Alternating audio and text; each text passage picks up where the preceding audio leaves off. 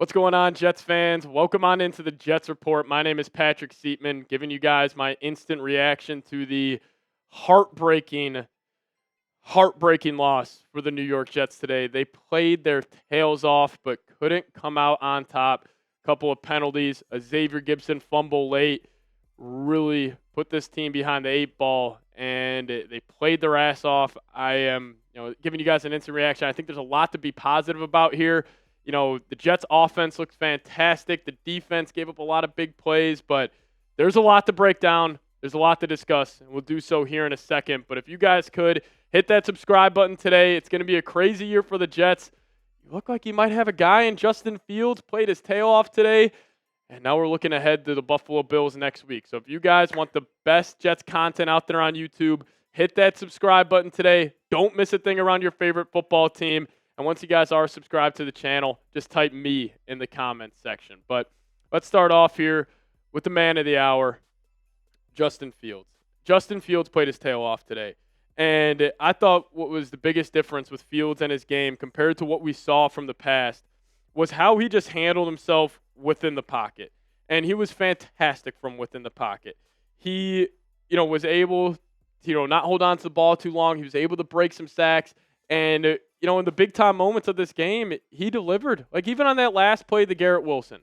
Is that a tough catch? Absolutely. But you got to catch that football. I thought maybe Fields could have taken off, but he just looked composed the entire time. I mean, the dual threat ability also for Fields was on display. 48 carries, 2 touchdowns, had that beautiful final touchdown late where he faked the halfback dive. He took it himself. He was dancing in the end zone. But, think about the situation here with Fields.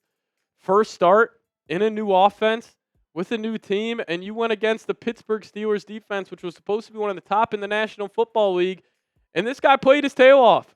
Like, I got nothing bad to say about Justin Fields. He maybe made one wrong read the whole day on a read option late in the game, but besides that, this guy was nails. He was throwing the ball well. His dual threat ability was on display. We saw how effective he was just being a drop back passer, which if I would have told you that before the game, we all would have signed up for it. But the run game as a whole was solid. And I got to, admit I was wrong on a guy. Breece Hall, I thought he didn't run too well during the preseason. He had some drop issues during training camp, but this guy shut me up very quickly. He was fantastic today. 19 carries, going for over 100 yards. We saw that cutback ability at a high level. His jump cuts were fantastic today, going for over 100 yards against the Pittsburgh Steelers defense. Like, that is unbelievable stuff. So all types of love for Breece Hall. The offensive line looked great as well, especially running to that left side behind Simpson and Fashanu. Fashanu looked great besides giving up 1 sack late in that game. But he looked good. Membu looked good going against TJ Watt. Like, that offensive line, they were moving people. And we told you, this team, even though they were second in the NFL last year in terms of rushing yards per game, that was going to change. They almost ran for 200 yards on the ground today. And a big reason was that for that was, 1, Justin Fields, 2, the offensive line, but also this guy right here, Breece Hall, making it happen. He looked fantastic. And then also Garrett Wilson, he looked pretty damn good today. He had a lot of one-on-one opportunities on the outside, going against some good Steelers corners, and he made them pay. 95 receptions, 1 touchdown. He looked good. I wish they would have got him a little more involved in the second half, but he dominated early in this game. And I know everybody's going to be freaking out about that drop late. It would have been a tough catch. He got absolutely drilled. I don't even think he knew Jalen Ramsey was closing in on him. But you still got to make that play. And if he makes that play, Jets call a timeout with 15 seconds left, and it still would have been tough to get in the field goal range. But at least they had a chance. Maybe Fields could have taken off. But Wilson looked pretty damn good. I'm not going to overreact over that one drop, even if you want to classify it as that late in the game. So shout out to Garrett Wilson. I thought he played his absolute tail off today. And the whole Jets offense, I got no bad things to say offensive for this Jets team. I thought Tanner Engstrad was completely dealing in this matchup. He looked great. And even a guy like Jeremy Ruckert looked fantastic as well. He was making a couple big-time plays on some key third downs for this bunch. So the offensively, I thought they just got in a great rhythm early in the game. I also felt like they were building off plays drive to drive, where first couple of drives of the game, Fields was not pulling the football on these read options. Then we started to see him pull it, got a couple of effective plays on early down. So shout out to Fields and this whole offense. And probably the MVP defensively. We'll talk about the defense more on the second half of the show, but Quinnen Williams looked like he was back to that all-pro form. He was flexing that big old right arm after every single play he made, and he got home to Aaron Rodgers for the first sack of the season.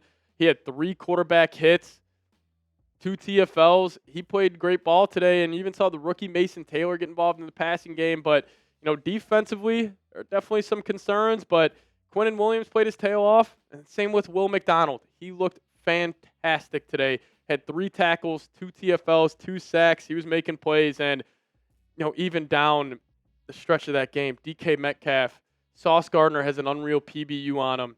Ball's batted up in the air. Jonnu Smith tips it, and it just falls in the lap of DK. I'm not saying, no, I will say this. The Jets outplayed the Steelers today. I thought that was on full display.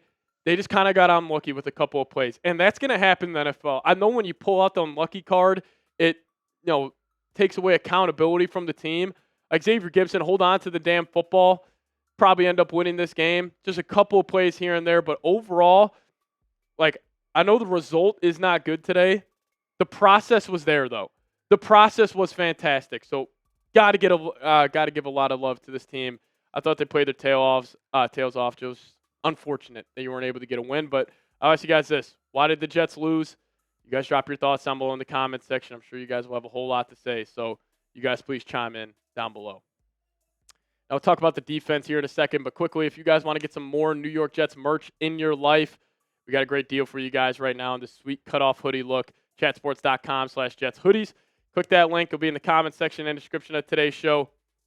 If you guys want to support us here at Chat Sports, great way to do so. Just click that link. Chatsports.com/Jets hoodies. All right, let's talk about the defense today. I got to give love to the run defense. I thought they did a great job, and that starts with Harrison Phillips in the interior. I mean, the Steelers today didn't have a guy run for over 37 yards. And that starts up front and with the linebacking crew. I thought they were flying all around. Even though Harrison Phillips, he's not going to fill up the stat sheet every week, but him two-gapping, making plays, being that solid force next to Quinnen Williams, he looked pretty good. But I know Brandon Stevens made that play late, at least forced the 60-yard field goal attempt. Could have probably called the PI on that one. He just had a couple of bonehead plays.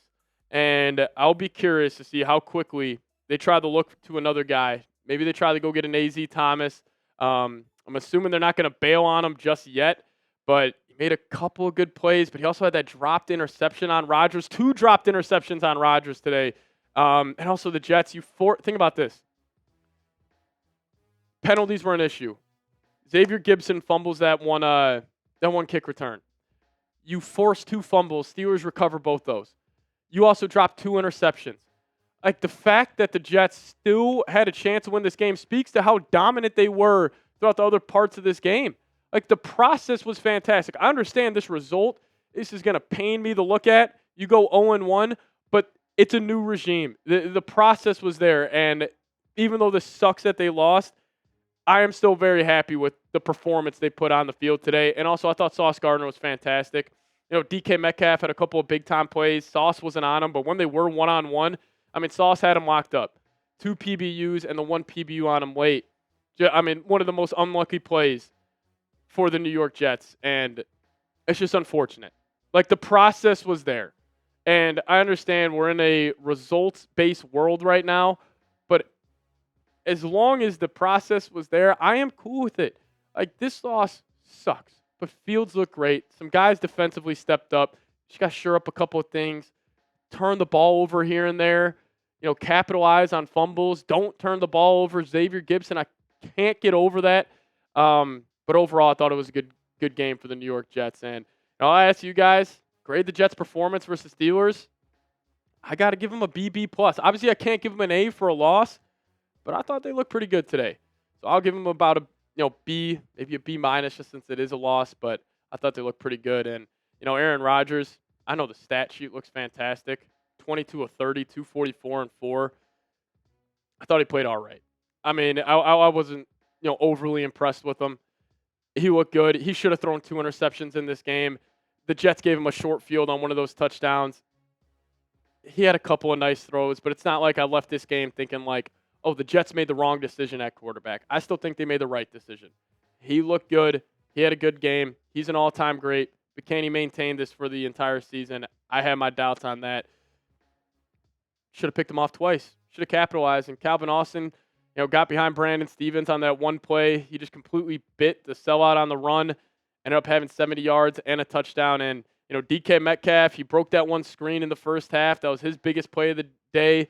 Again, that was on Tony Adams. You got to wrap up. Tackling was, again, an issue in the first half. You got to be a better tackling team, especially when DK, he's getting all those screens from Rodgers. You knew that was going to be a big issue. But also, a Quincy Williams penalty today. That was catastrophic. You had him, I think it was late in the second half. You had him 2nd and 12. You hit a guy out of bounds. But overall, kind of to conclude my thoughts here, thought it was a good game. I understand this sucks. I understand we all would have loved that Nick Folk walk-off field goal, but sometimes you got to tip your cap. They made a 60-yarder to beat you, and you had a lot of bad mistakes. It's not the end of the world. Process was good. Result not what we wanted, but you guys made it to the end of today's show. We appreciate you guys for watching. Hit me with the Go Jets down below in the comment section, and we'll be back for a video later tonight. We'll see you guys next time. As always, Go Jets.